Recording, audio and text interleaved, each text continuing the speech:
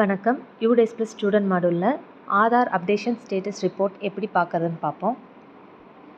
Chrome ப்ரௌசரில் school ID password கொடுத்து login பண்ணி ஸ்கூல் லாகின் பண்ணதும் லெஃப்ட் சைடில் பார்த்தீங்கன்னா Aadhaar MBU module, Aadhaar capture ஸ்டேட்டஸ்னு 2 நியூ மாடியூல்ஸ் வந்திருக்கு. அதில் ஆதார் கேப்சர் ஸ்டேட்டஸ் எடுத்திங்கன்னா ஸ்கூலில் இருக்கிற ஸ்டூடெண்ட்ஸ் அவங்களுக்கு எத்தனை பேருக்கு ஆதார் வெரிஃபைட் அண்ட் எத்தனை பேருக்கு ஆதார் நீடட்னு தெரியும். இது கிளாஸ் வைஸ் ரிப்போர்ட்டாகவும் வருது.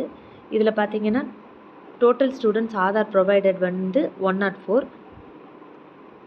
அதில் வெரிஃபைடு எத்தனை, நாட் வெரிஃபைடு எத்தனைங்கிறது நமக்கு இருக்குது. இது கிளாஸ் வைஸாகவும் நமக்கு இருக்குது. இப்போது ஸ்டூடெண்ட் வைஸ் எப்படி பார்க்கணுன்னா ஆதார் MBU மாடியூல் போங்க.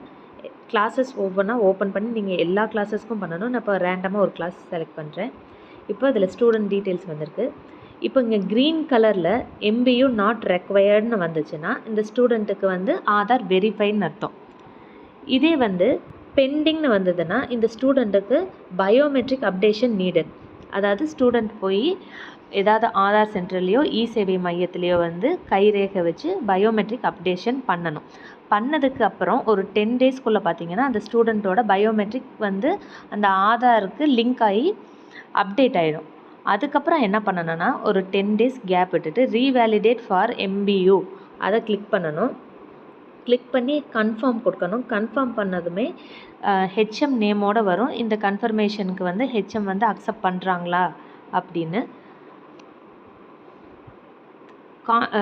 இந்த ஆத்தென்டிகேஷனுக்கு நம்ம அக்ரி கொடுத்ததும் அது அப்டேட் ஆகிடும்.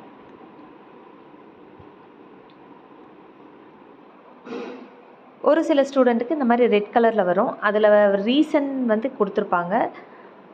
ஆதார் நேம், ஜெண்டர், DOB அதாவது டேட் ஆஃப் பர்த் மிஸ்மேட்ச். இந்த ஸ்டூடெண்ட்டுக்கு என்ன பண்ணணும்னா நம்ம GP ஜென்ரல் ப்ரொஃபைல் வெரிஃபிகேஷன் கொடுக்கும்போது ஆதாரோட நேம் கரெக்டாக இருக்கணும். அஸ் பர் ஆதார் கார்டில் எந்த மாதிரி மென்ஷன் பண்ணியிருக்கோம். ஒரு சிலருக்கு இனிஷியல் முன்னால் வரலாம், இல்லாட்டி பின்னால் வரலாம். ஃபாதர் நேம் கூட சேர்த்து வரும். அந்த மாதிரி இருந்ததுன்னா அந்த ஸ்டூடெண்ட்டோட ஆதாரில் எப்படி நேம் இருக்கோ அதே மாதிரி நம்ம கொடுத்துருந்தால் மட்டுமே அது அக்செப்ட் பண்ணிக்கும். இல்லாட்டி டேட் ஆஃப் பர்த் நம்ம கரெக்டாக இருக்கான்னு செக் பண்ணணும். ஆதார் நம்பர் கரெக்டாக இருக்கான்னு செக் பண்ணணும். ஜெண்டர் மேல் ஃபீமேல் கரெக்டாக போட்டிருக்காங்களாங்கிற இது செக் பண்ணிக்கணும். இப்போ இங்கே ஆதார் இருக்குது, இங்கே P அருண்குமார், இங்கே டாட் வச்சுருக்காங்க. ஆக்சுவலாக அந்த ஆதார் கார்ட்லேயும் டாட் இருக்கா அப்படிங்கிறத நம்ம செக் பண்ணிவிட்டு இதில் டைப் பண்ணணும்.